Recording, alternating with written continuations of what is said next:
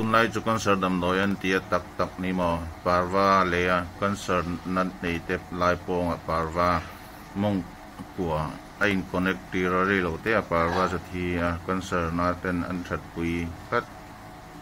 bei dong rung rung se vi do lo enang re lo te a parwa chu thi tamai parwa hian concert na la ve kan yang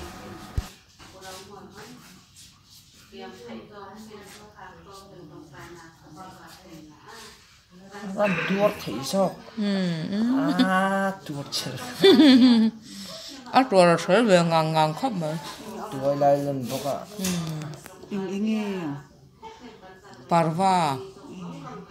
maka anh nghe không cứ đón nói nữa chứ hề tuột chết không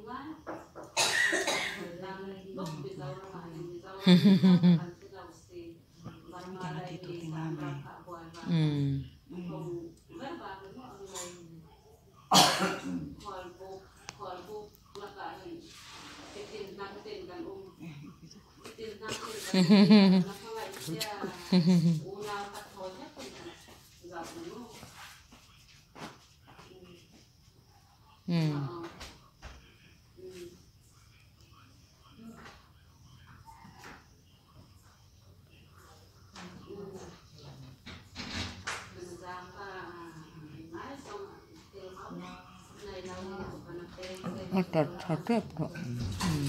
ăn hết thấy không mày à nè nè xăm mà này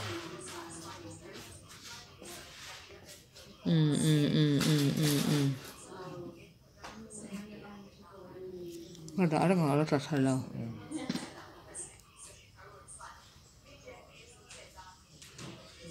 nó thật đẹp